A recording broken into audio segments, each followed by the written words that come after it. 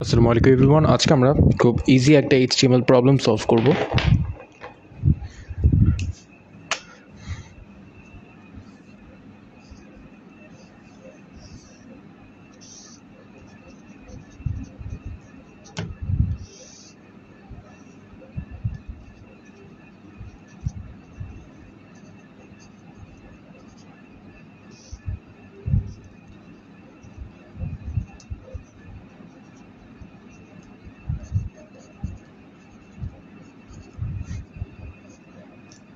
ধরো আমাদের কাছে একটা টেবিল দেওয়া আছে।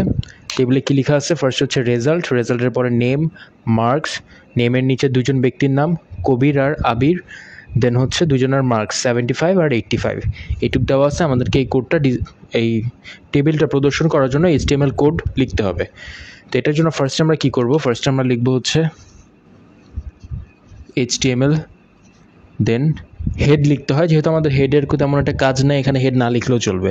ডিরেক্ট আমরা লিখলাম বডি, তারপর লিখলাম টেবিল। এখন কথা হচ্ছে টেবিলের ভিতরে আমাদের কিছু প্রসেস আছে, যেহেতু এখানে বর্ডার দিতে হবে, যেগুলোকে বলে হচ্ছে বর্ডার। তো বর্ডারের জন্য আমরা দিতে পারি বর্ডার ইকুয়াল 1। তারপরে হচ্ছে সেল প্যাডিং, সেল প্যাডিংটা দেওয়া হয় হচ্ছে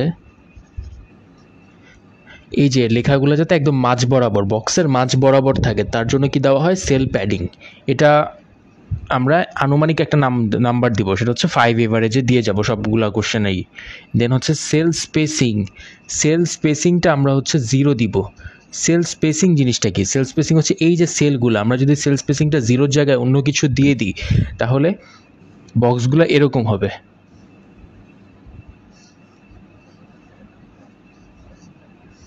ধরো বক্সটা এরকম আছে, যখন সেল স্পেসিং 0, সেল স্পেসিং 0 অবস্থায় এরকম আছে। যখন সেল স্পেসিং আমি 0-র থেকে বেশি দিয়ে দিব, বক্সগুলো এরকম হয়ে যাবে, অর্থাৎ এই যে মাঝখানে ওদের একটা গ্যাপ সৃষ্টি হবে। তাই আমরা সেল স্পেসিংটা 0 দিব। এটুকু গেলে এবার এই যে লাইনটা লিখলাম, এটাও অনেক সময় কোশ্চেনে বোর্ড পরীক্ষায় না লিখলেও প্যারা হয় না, জাস্ট শিখায় রাখা। ওকে, এবার এইটুক লেখার পরে আমরা কিন্তু টেবিলের কাজটা কীভাবে করি? রো ওয়াইজ করি। তাহলে আমি ফার্স্টে এই রো ওয়াইজ আগাবো। এখানে আমার এই যে এটা আমার প্রথম রো, এটা আমার দ্বিতীয় রো, এটা আমার তৃতীয় রো, এটা আমার চতুর্থ রো। তাহলে আমি ফার্স্ট রোতে যখন যাব তখন কি লিখব? টিআর। তারপরে হচ্ছে প্রথম রোর ডেটা লিখব, তাহলে টিডি। এখন এই জায়গাটা লক্ষ্য করতে পারতেছি, এই জায়গায় একটা কলাম থাকার কথা, বাট সেই কলামটা এখানে নাই। এই কলামটা নাই মানে এই জায়গায় কি হয়েছে? এখানে হয়েছে কল স্প্যান। কল স্প্যান হওয়ার কারণে কয়টা ঘর একত্রিত হয়েছে? এই কলামটা সরে কয়টা ঘর একত্রিত হয়েছে? 2টা ঘর একত্রিত হয়েছে, যার কারণে এখানে কল স্প্যান ইকুয়াল আমরা দিব 2। তাহলে কল স্প্যান ইকুয়াল 2 দিলাম। তারপরে এখানে লিখলাম রেজাল্ট, দেন টিডি ক্লোজ। আমার প্রথম ঘরের ডেটা লেখা শেষ। এখানে খালি একটা জিনিসই আছে, তার মানে আমার প্রথম রো শেষ। এই যে রোটা শুরু করছিলাম, এটাকে এখন আমি শেষ করে দিচ্ছি। এবার দ্বিতীয় রোতে যাব। দ্বিতীয় রোতে যাওয়ার জন্য আমাকে আবার একটা টিআর লিখতে হবে।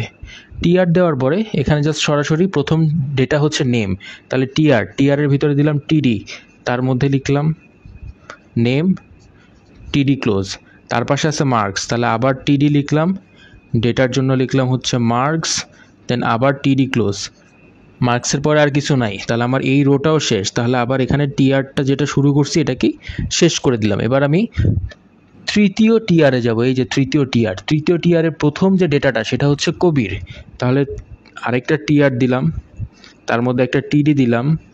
টিডিটা তো হচ্ছে ডেটার জন্য, তাহলে প্রথম ডেটা হচ্ছে আমার কবির লেখা আছে, তাহলে জাস্ট টিডির ভিতরে লিখব KABIR, দেন টিডি ক্লোজ। এবার তার পাশে যাব, পাশে যাওয়া মানে হচ্ছে 75, পাশে দিলাম আমি টিডি।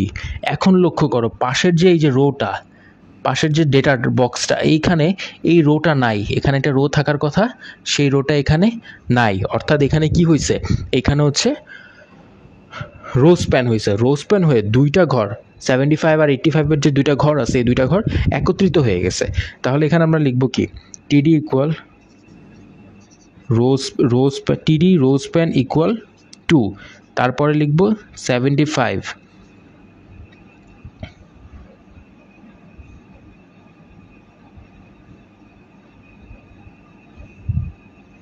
এখন এইটা যখন আমি এটাকে আমার নিচে লিখতে হবে, তাই তো 75 লিখলাম, তার নিচে আমাকে 85 লিখতে হবে। আমি যদি নর্মালি এখন এই জায়গায় 85 লিখি তাহলে তো এটা পাশে চলে আসবে। নিচে লেখার জন্য আমি কি করব, নিচে লেখার জন্য যেমন এ বরাবর গেছে, পরের লাইনে যাব, পরের লাইনে যাওয়ার জন্য আমাকে লিখতে হবে ব্রেক ট্যাগ বা বিআর লিখার পরে আমি লিখব 85, তারপরে আমি আমার টিডিটা ক্লোজ করব। এবার এই টিডিটা শেষ হয়ে গেলে আমি আমার টিআরটাকেও শেষ করে দিতে পারি। তারপরে এখন আমি যাব আমার এই চতুর্থ রোয়ের জন্য আবার একটা টিআর শুরু করলাম, টিআরের পরে টিডি দিলাম, টিডির মধ্যে লিখলাম হচ্ছে আবির, দেন টিডি ক্লোজ করলাম। এবার যে আমি পাশের ঘরে যাব, এই 85-এর যে ঘরটা, এটা তো আমি অলরেডি আগেই 75-এর সাথে অ্যাডজাস্ট করেই দিছি, তাহলে তো আমার এখানে আর কোনো ডেটা নাই। তাহলে আমি কি করব, আমি আমার টিআরটাকে এখানেই শেষ করে দিব, জাস্ট আবির লিখেই টিআরটা শেষ করে দেবো, এই পাশে আর যাবো না, কারণ এই অংশটা আমি আগেই 75-এর সাথে আগের রোতে কমপ্লিট করে ফেলছি। এইটুক হওয়ার পরে এখন আমাদের এই পর্যন্ত কাজ শেষ, সবগুলা রোয়ের কাজ শেষ। তাহলে কি করব, এই যে টেবিল শুরু করছিলাম সেই টেবিলটা শেষ করব, তারপরে বডি শুরু করছিলাম সেই বডিটা শেষ করব, দেন HTML শুরু করছিলাম সেই HTMLটা শেষ করব। এইটুকু হচ্ছে আমাদের এইটুক জিনিস যদি আমরা আউটপুট হিসেবে প্রদর্শন করতে চাই, তার জন্য আমাদেরকে এই HTML কোডটা লিখতে হবে। আই হোপ এতটুকু তোমরা বুঝতে পারছো। পরবর্তীতে আমরা আরও নতুন নতুন প্রবলেম নিয়ে তোমাদের সামনে উপস্থিত হব। Thank you.